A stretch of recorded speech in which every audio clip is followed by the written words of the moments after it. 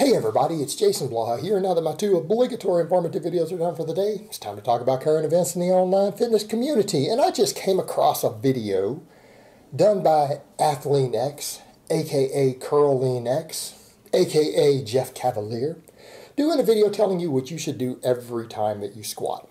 You know, and this is where I will point out that, again, Jeff is a good physical therapist. He is not a strength coach. It's kind of come back to the point, and you've heard people like, even Ripto has said things like, we really need physical therapists to stop masquerading as strength coaches. Because the issue that we have, Jeff essentially comes in and tells you, you should do this every time you squat. And I'm telling you guys, as someone who takes a squat as a very, very serious lift, to do any sort of other warm-up exercise before you squat is a real bad idea. It's going to impede your performance. Like, you don't want your glutes and your hamstrings fatigued when you go get under a squat bar for the most part, unless you're doing sub-maximal weight, like not for your main sets, right? People are like, well, Jason, the other day, didn't you do like some back off work with 425?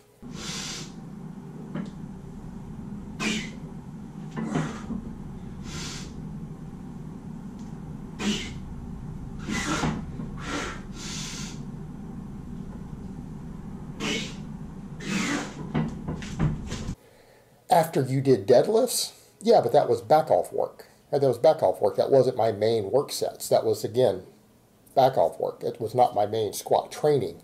Did my heavy squatting first.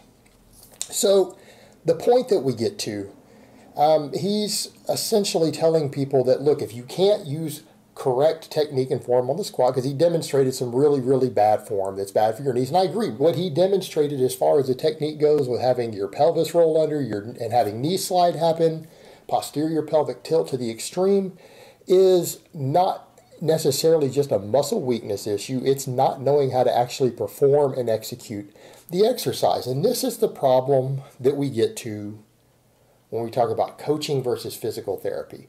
The physical therapy model is to identify a movement pattern problem that's causing an injury or contributing to an injury, and to use exercises to strengthen those areas. Coaching is teaching people how to actually perform the movements. What he demonstrated is a technique issue, right? What he demonstrated is people not knowing how to perform the squat. They need to be coached on how to squat correctly, because that particular problem is not caused necessarily because they have a strength imbalance starting. That strength imbalance will be somewhat corrected if they just learn to do the exercise correctly. In other words, learning how to position your hips, learning how to set your knees correctly, turn your knees out correctly,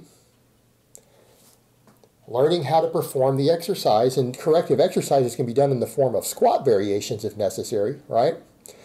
Teaching someone to squat to a box will actually correct that issue for the most part, teaching them how to drive their knees out, how to sit back correctly, how to brace. Those things will correct it.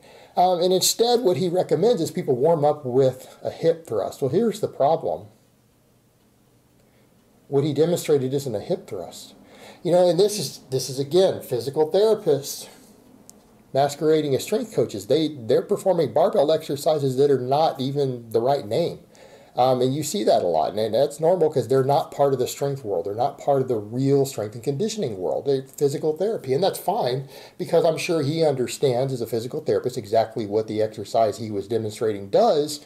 But again, you talk about creating confusion. What he did is called a glute bridge. Now, the hip thrust and a glute bridge are a similar exercise in that they're a similar movement pattern with a barbell put across your lap, but a hip thrust is done on a bench. Right, your upper back and sometimes your hands or your elbows are set up on top of a bench, and you thrust up from the floor. So your feet are on the floor, and your upper back is set on a bench. And their bench is specifically made for the hip thrust. Right, it's a hip thrust. A glute bridge is when you lay completely on the floor and you create a bridge with your lower body, which is what he did. That's called a glute bridge, not a hip thrust. Now, the other issue we run into is that he's talking about doing this to correct your squat. Well, I don't have a problem with the glute bridge or the hip thrust. I think they're good exercises. You guys have seen me do them. I have no problem with someone recommending either or both of those exercises as an accessory movement for your glutes and hamstrings and your core and everything else, right? I don't have any problem with them as exercise. They're good exercises. They're solid exercises. And I think they have their place as far as a prehab exercise. They absolutely have their place. However, they may not necessarily carry over to your squat directly. That's one of the things that's been noted, unfortunately, by a lot of coaches who look at it, that it seems to be a good injury prevention exercise, but it doesn't necessarily seem to carry over to your squat. It doesn't seem to work the glutes in a way that transfers to the squat effectively. In other words, you have people who get really strong on these exercises, and then you have them go back to trying to squat heavier, and their performance doesn't necessarily improve. That's a problem. Now, injury prevention, perhaps so, but that's kind of the area it falls into. Well, the issue we have, though, is that he comes over and he's demonstrating a squat, and Jeff really can't perform a squat correctly. Again, kind of coming back to that point, as someone who's a physical therapist and talking about injuries, while he's actually demonstrating the squat with the empty bar, he has excessive amounts of posterior pelvic tilt. And even after he locks out, he gets up to the top, and what does he do? He gets up to the top while he's talking. He comes to the top of a squat. Instead of continuing to brace and hold it correctly, he rolls his pelvis under. So just during his demonstration playing around, he is actually demonstrating the exact sort of problems that cause lower back injuries on the barbell squat. Right? That rolling your hips forward at the top, that hump in the bar at the top, you never ever do that. You need to have those hips set back. Pelvis needs to be tilted back even at the top of the rep. You don't ever do that little pelvis roll under at the top. And it's exactly what he did. And then, he tries to wonder why he has knee problems. Jeff has said before he can't really squat heavy because of knee problems. And I listen to that and go, well, if you're supposed to be a physical therapist, you shouldn't have developed knee problems squatting. The squat is not inherently a problem for the knees.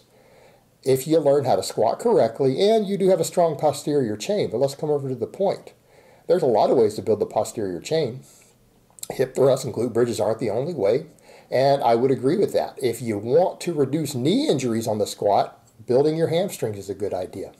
I think the glute ham raise, I think hyperextensions, I think those exercises are phenomenal for building hamstrings up to help keep your knees from getting hurt on the squat. You combine that with good technique on the squat, learning how to sit back correctly, squatting to depth, and he did some squats that were a little high in his demonstration of some of them. Squatting to depth means your hips drop below the knees. The crease in your hip drops below your knees. You need to get below parallel. That's actually the best way to help with knee issues. Learning to do that correctly, learning to sit back a little bit, learning how to, again, turn your knees out, and building your hamstrings. I think that is the best way, in my experience, to never have knee problems and avoid knee wraps like the plague. Because that's usually your real issues. This is where most of your knee problems come from squatting, is wearing knee wraps, weak hamstrings. And it has to do with them just stabilizing the joint. And as far as what he's talking about with the desegmentation issue, that's not always a glute and a hamstring issue. Oftentimes that desegmentation issue that he's talking about can simply be weak quads. It can be other strength imbalances. And again, we need to address our strength imbalances, but the problem is that the things that he demonstrated up front are, even if they're being caused or a strength imbalance is contributing to them, learning to perform the exercise correctly, learning how to squat correctly will largely eliminate that. I'm not saying doing some posterior chain work isn't a good idea, but for someone who's a fairly novice lifter, which is the people who would be squatting the way that he demonstrated, someone who's untrained on the squat, if they're doing deadlifts, which are a hip hinge, and they work the posterior chain more than the squat does, if they're doing deadlifts regularly as part of their programming and routine, and they learn to squat correctly, that will largely sort itself out for most novices. And it's not to say that they shouldn't be adding over time some accessory work, and I don't have a problem with the ones that he selected, but I would just as likely throw a glute ham raise. I would rather see a glute ham raise first, just personally. But the real problem that I had with a lot of it was that doing an exercise like that to warm up before a squat, it's going to cause you to perform poorly on the squat. I don't care if it's putting you in the right mind-muscle connection. You shouldn't need warm-up exercises to train your brain to do the form on a lift. You need to learn how to perform the lift. And so what I would suggest to Jeff is that you should be advising people to learn how to squat. Instead of using corrective exercises to correct piss-poor technique, which is what you demonstrated and which causes the problem, teach people how to squat correctly. And then if you need to add assistance movement after the squatting to bring up weak links. But you sure as hell don't add them before squatting to teach you how to squat correctly when your form is bad, because that's just simply bad form. That's what was being demonstrated. It's not necessarily a muscle weakness, it's just piss poor form that's never been coached. Again, physical therapist versus strength coach. They're two very different things. Alright guys, but that's really all I have to say on that today. I hope it's been informative, and I will talk to you guys next time.